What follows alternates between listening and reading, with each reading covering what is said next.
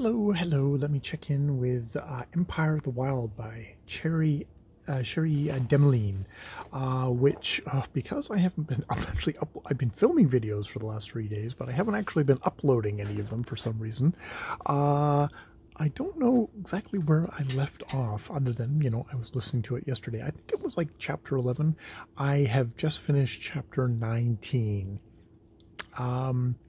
where in addition to getting Joan's point of view and getting Victor's point of view, we're also getting Celia's.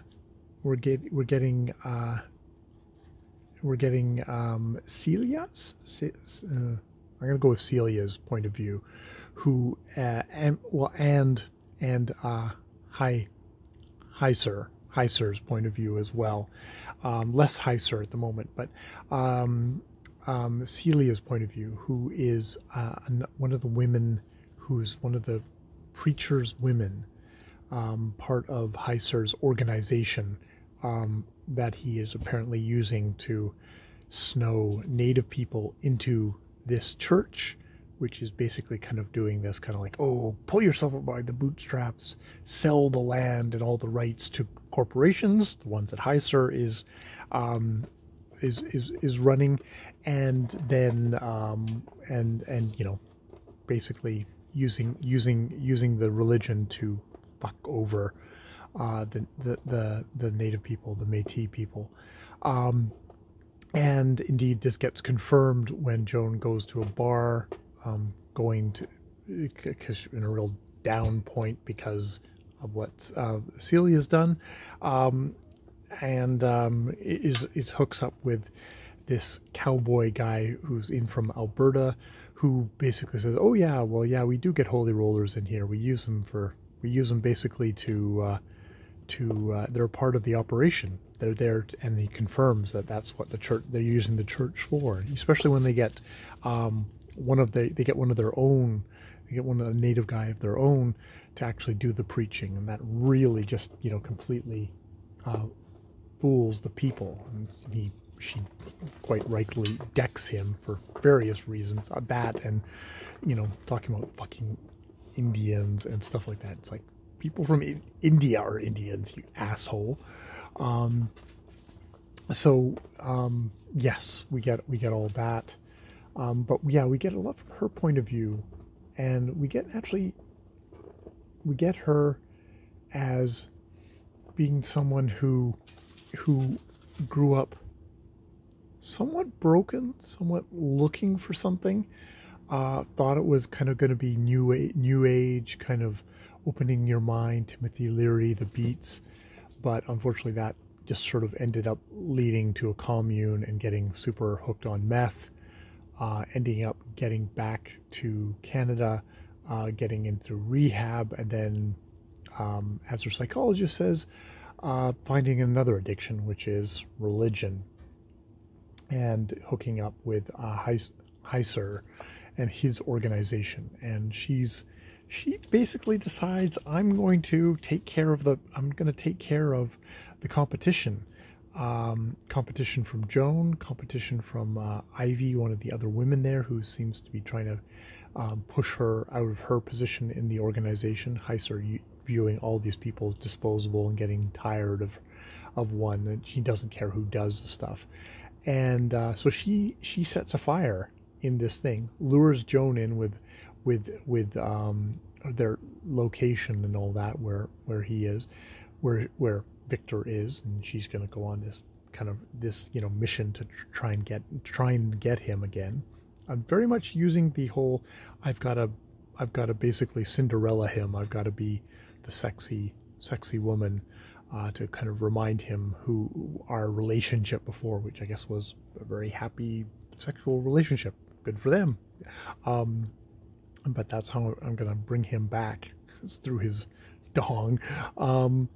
But she lures him there, and the idea is she sets all this fire.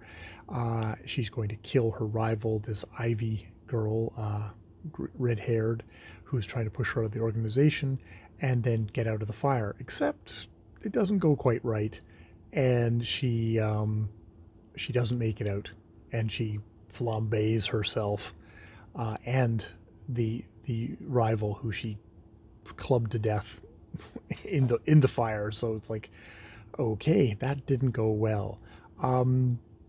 Victor, in his dreamscape or whatever, the Ruggaroo comes for him, and it's this guy who's like, I'm sort of a free agent, except I'm not so free. There's this guy, and it's like you get the sense is, hi sir, he's really good with dogs. It's always been his talent ever since he was young and never was good for anything, but you get the sense that he's taken control of this Ruggaroo, and it's come for Victor.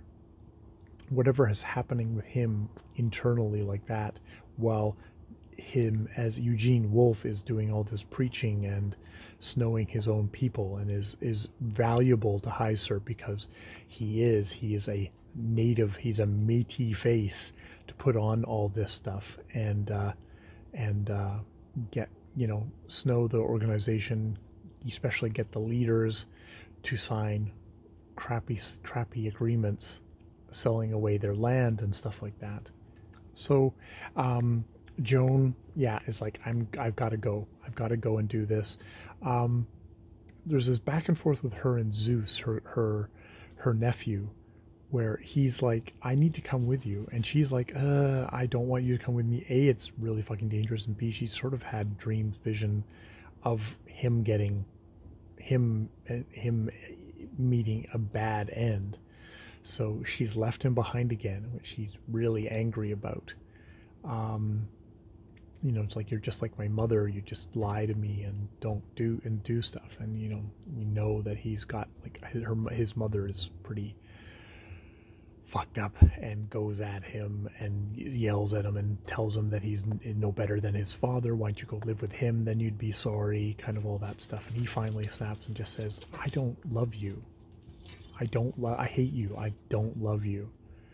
And she's like, oh, we all say that things. Yeah. And he's like, yeah, but I meant it.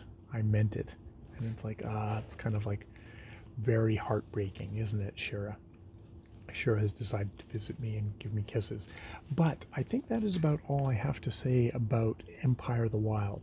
It is both a really kind of interesting story, and the thing is like, oh, so is this how religion gets used in Native communities? It's like, is this an actual thing you're kind of curious about? I want to do the research. But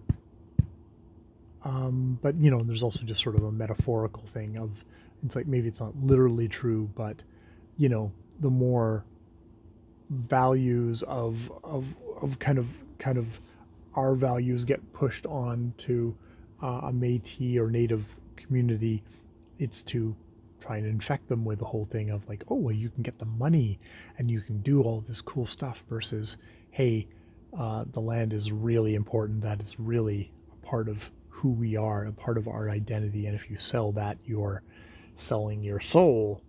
That kind of idea. So it doesn't have to be literally true. So it's an interesting thing. I do think there's going to be a twist where the Ruggaroo is going to be Victor.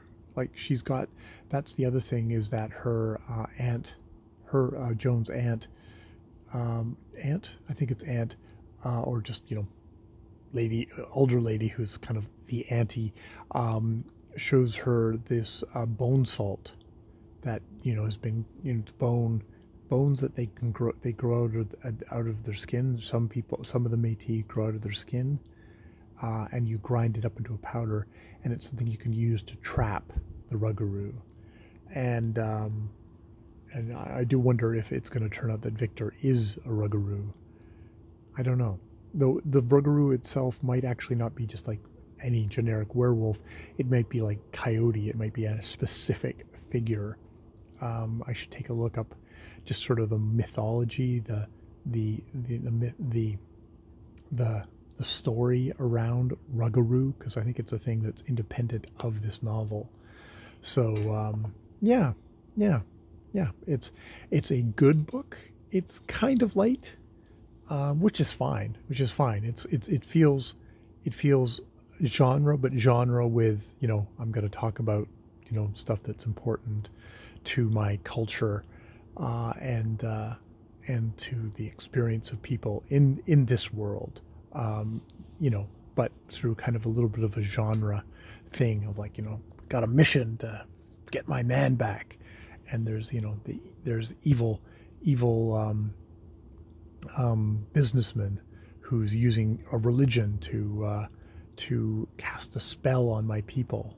It's like, oh, okay, this is it's engaging and entertaining as well as being, you know, yeah, interesting thoughts. So, okay, I will leave it there for now. More videos later.